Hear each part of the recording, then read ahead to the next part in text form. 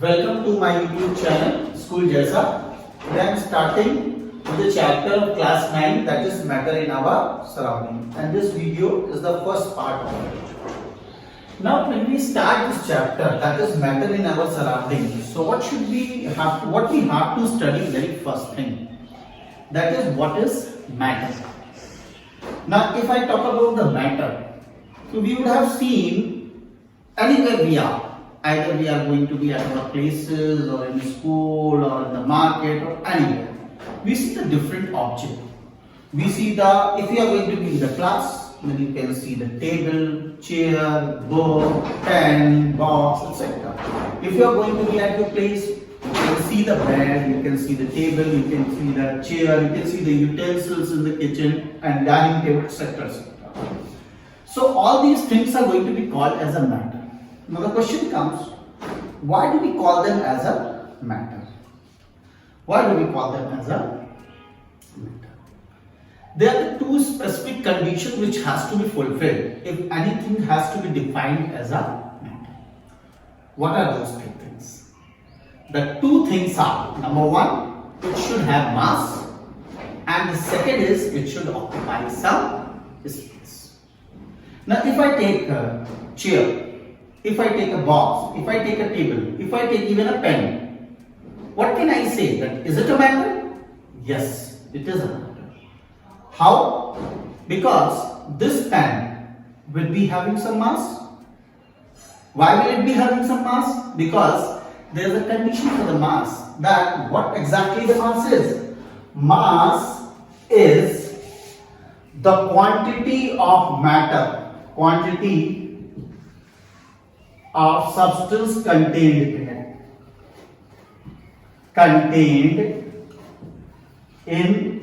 it. So since this pen is made up of the small particles, so definitely, and we know each and every particle is going to have some mass, and those particles also occupy the space. So it will have another thing also, that is volume. So this pen can be called as a matter. If I talk about myself, I am matter. Why will I be called as a matter? Because if I am going to be sitting on a chair or anywhere on the floor even, definitely I will be occupying some space. That means I am having that means this is a volume. And if I am going to be standing on a weighing machine, I will be having some mass. 40 kg, 70 kg, 60 kg, 80 kg, whatever it is. So both the things, both the conditions are going to be fulfilled right now. And due to which I myself would also be called as a Now the next thing, when we want to say this that the things are these things are matter, then we should also know what cannot be called as a matter. If I talk about speaking, if I am speaking and the sound is going to be produced, then the sound will be called as a matter? No. Now again the question comes, why? Because it does not have a mass, it does not occupy the space, that is, it does not have the volume. A feeling for someone, that's not going to be a matter. A love for your parents, for brother, sister, or for anyone, that will also be not called as a matter, because it's not going to have mass, it is also not going to have volume. So this is the thing, that matter is anything. So how will you define in short that matter is anything that has mass and occupies the space. And many more examples of it can be also given. Now let's come to the next point. How the classification of the matter is done. Classification of matter. There are two ways to classify the matter. Number one, on the basis of the chemical composition. On the basis of chemical composition, and we can also explain it, or we can also classify it on the basis of the physical state. Now what do you mean by chemical composition? If I say chemical composition classification, that means we are talking about that how chemically or what chemical has been used in order to make that particular substance or the matter. But when we say about the physical state, that means we are simply talking about the classification of matter into three forms, that is solid, liquid and gas. Whereas chemically, if you are going to classify it can be classified into the form of element, compound and mixture. That we will study later on in the chapter 2. Here in this portion I will be explaining about the classification of matter on the basis of physical state, that is in the form of solid, liquid and gas. Now you can see the diagram on the board. What do we understand with this? Different things are going to be written on it. Now we see that the solid. So what solid? What first point is written over here? Solid is having the definite shape and definite volume. What it means? Again, I can take the example of the pen. We can say that this pen is having the definite shape. This pen is having the definite volume. One thing is over there, that this pen is going to have a definite shape, definite volume only then when there is a fixed temperature. No change in the variation of no change in the temperature or variation in the temperature is taking place. Maybe it can happen that if you are going to start heating and the temperature varies, it can turn into the different shape, another shape, and the volume will also vary. But if I say that at fixed temperature or at any particular temperature, the solid will always be having that definite shape and definite volume. Whereas when I talk about the liquid is going to have indefinite shape. Now the question comes to, why do we say that it is going to have an indefinite shape? Why? Because you have seen that if you buy something in the form of the liquid, milk or any juice and all that, if you are placing that juice or milk in a glass, then the juice and the milk is going to have the shape of the glass. If you pour the same liquid, that is the same juice or the milk in any other type of container, conical flask or water bottle, what will you see? That the shape is going to vary. Now the shape is going to be of the conical flask or that of the water bottle. So due to which we say that the liquid do not have the definite shape or it has a indefinite shape. But here another point is it will have the definite volume. Now the question comes, how will you say that it's have a definite volume? Let's take an example. I went to the market and I bought 1 liter of the milk from them. When I bought 1 liter of milk and I kept that milk in a container. Firstly I kept it in one container. Then I kept it in another different type of container. Then I kept it in another different type of container. In all these cases, what will be my observation? The observation will be that the milk is going to be having the same quantity. That means quantity is not varying. That means the volume is going to be same. That is, it will always be 1 liter only. It will never be like this. That in one container it is 1 liter and another container it became 2 liter or 1.5 liter like this. No, it will not happen. What it tells? That it has a definite volume. The next is gas. Here it is written, gases have neither definite shape nor definite volume. Now I should tell you with example once again. Right now I told you about the liquid. Then why the liquids are not going to have a definite shape? That I told you, if the liquid is going to be kept in one particular container, that will be the shape of the liquid. If I keep the same liquid in another container, then it will have the shape of another container. In the same manner, if the gas is going to be kept in one container, closed, then the shape of the gas would be that container. If I put the same gas in the another container, then again the shape will be of that container. So here what we observe, that the shape is going to be varying according to the shape of the container, and due to which we say that gases do not have a definite shape. But when we talk about the definite volume, that means they not.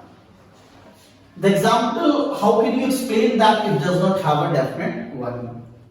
If I take 1 liter of the juice and kept it in a glass, then the volume of the juice right now will be the volume of the glass. But if I spill it on the floor, if I throw it on the floor, then we will say that the volume is going to vary. Now the question comes to how the volume is varying. Here we should know one more thing, that the volume is nothing else, it is a space occupied. Earlier, when it was in the glass, the space occupied was different, but when it is going to be get spreaded or spilled on the floor, so the space occupied is going to vary, and due to which we say that the volume is going to vary. So it does not have a definite volume. And one more example I can take, that if I take a perfume box. So let us take a perfume quantity which is there in the perfume box is 500 molecules are there. So right now when the 500 molecules of the perfume are going to be there in the perfume flask, so it is going to have the volume of that flask only. But if I open the perfume bottle, then the perfume molecules start going to be spreading or going to be diffused in the whole room. So now since the perfume molecules are diffused in the whole room, so the whole room will be called as the volume of the perfume, right? Now, clear to everyone? Now, next is we are having another point, that is having minimum intermolecular space. So before that, I should tell you what exactly the molecular space is. Here we observe that in the case of the solid, the molecules are going to be very close to each other. In the case of the liquid, molecules are going to have a big gap, and in gases we observe that the gap is going to be much more comparing to solids and liquids. So this gap which you see, this gap which you see is nothing else. It is intermolecular space. Molecular space. Either you see in this or in this, or you see in this. In all these cases, what do we call it? This is the intermolecular space. This is intermolecular space. So my observation over here is that intermolecular space is going to be least in the case of the solid, more in the case of the liquid, and maximum in the case of the gases. Why the intermolecular space is least in this? Why the intermolecular space is more in this? And why the intermolecular space is most in the case of the gas? So we should know one more terminology. That is, each and every particle is going to have the capacity to attract another particle towards each other. So in the case of the solid, what our observation is, the particles are going to be very close to each other. That means the attraction towards each other will be most. In this case, the particles are a little bit far from each other, the attraction will be a little bit less. And in the case of the gas, the particles' attraction would be least. Let us talk an example of it. That how do we say that? How can I explain with the help of example? Suppose that two friends are there. They were studying in the same school, they were studying in the same class, same section, and they were sitting in the class next to each other. They were very good friends. And since they were living in the same apartment, so daily they go in the morning with the same van, they reach to school, they sit in the same class, they eat, fight, learn, everything they do together. So there was a big bonding between them. So that big bonding between them was nothing else. It's going to be kind of the intermolecular force of attraction. Let us take his friend, his friend's father has been transferred to another city.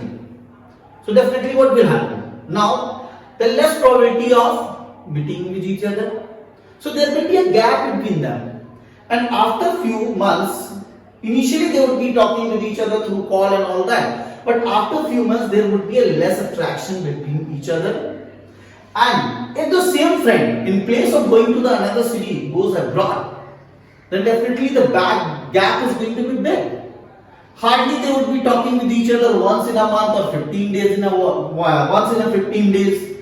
So here what will happen? The attraction would be less. That means less inhibition is there, less discussions are going to be there. So here the gap tells us that the intermolecular force of attraction is maximum. Here the intermolecular force of attraction is less, and here the intermolecular force of attraction is going to be least. So this molecular space and intermolecular force of attraction are connected with each other. So finally we say that whenever the intermolecular space is going to be least, the intermolecular force of attraction will be maximum.